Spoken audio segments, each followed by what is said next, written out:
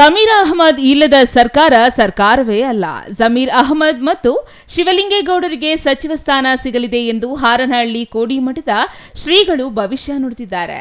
ರಾಜ್ಯ ಕಾಂಗ್ರೆಸ್ ಸರ್ಕಾರದ ನೂತನ ಮುಖ್ಯಮಂತ್ರಿ ಡಿಕೆ ಶಿವಕುಮಾರ್ ಅವರು ಆಯ್ಕೆಯಾದ ಸಂದರ್ಭದಲ್ಲಿ ಸಚಿವ ಸಂಪುಟ ರಚನೆಯಾಗಿದ್ದು, ಈ ಸಂದರ್ಭದಲ್ಲಿ ಜಮೀರ್ ಅಹಮದ್ ಖಾನ್ ಹಾಗೂ ಅರಸೀಕೆರೆ ಶಾಸಕ ಶಿವಲಿಂಗೇಗೌಡರಿಗೆ ಸಚಿವ ಸ್ಥಾನ ಕೈತಪ್ಪಿರುವುದರಿಂದ ಮುಸ್ಲಿಂ ಸಮಾಜಕ್ಕೆ ಭಾರೀ ಅನ್ಯಾಯವಾಗಿದೆ ಎಂದಿದ್ದರು. ಇನ್ನು ಹಾರನಹಳ್ಳಿಯ ಕೋಡಿಮಠದ ಶ್ರೀ ಶಿವಾನಂದ ಶಿವಯೋಗಿ ರಾಜೇಂದ್ರ ಮಹಾಸ್ವಾಮಿಗಳು ಜಮೀರ್ ಅಹಮದ್ ಹಾಗೂ ಶಿವಲಿಂಗೇಗೌಡರಿಗೆ ಮುಂದಿನ ಸಚಿವ ಸಂಪುಟದಲ್ಲಿ ವಿಸ್ತರಣೆಯಲ್ಲಿ ಸಚಿವ ಸ್ಥಾನ ನೀಡುವಂತೆ ಈ ಹಿಂದೆಯೇ ಆಗ್ರಹಿಸಿದ್ರು.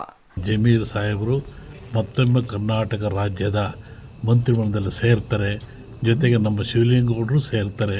ಯೋಚನೆ ಮಾಡೋದು ಬೇಡ. ನನಗೂ ಸಂಬಂಧಪಟ್ಟರಲ್ಲಿ ಮಾತಾಡಿದ್ದೀನಿ, ಆಗಲೇ ನಾಳೆಗೂ ಮಾತಾಡ್ತೀನಿ.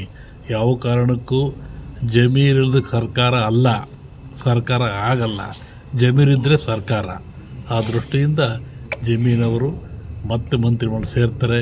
ಈ ದರ್ಗಾಕ್ಕೆ ಬರ್ತೀನಿ ಅಂತ ನನ್ನ ಕಡೆ ಹೇಳಿದ್ದಾರೆ. ಮೊನ್ನೆ ಸ್ಪೀಕರ್ ಬಂದರು, ನಿಮಗೆ ಅವ್ರಿಗೂ ಬರ್ತೀವಿ ಅಂತ ಅಲ್ಲಿ ಹೇಳಿದ್ದಾರೆ.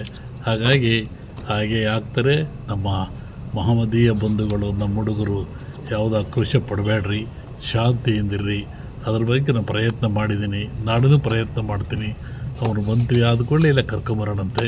ಶಿವಲಿಂಗೇಗೌಡರು ಇಬ್ಬರಿಗೂ ನಮ್ಮ ಮಸೀದಿ ಒಳಗೆ ನಮ್ಮ ಮಠದಲ್ಲಿ ಸನ್ಮಾನ ಮಾಡೋಣ. ಜಮೀನಿಲ್ಲ ಸರ್ಕಾರ ಅಲ್ಲ, ಜಮೀನಿದ್ರೆ ಸರ್ಕಾರ. ಆ ದೃಷ್ಟಿಯಿಂದ ಅವನು ಸೇರ್ತಾನೆ, ಗಾಬರಿ ಆಗೋದು ಬೇಡ.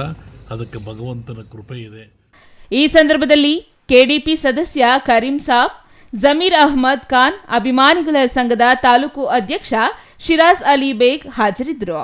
Chandru Yadav, CTV news, Arsikere.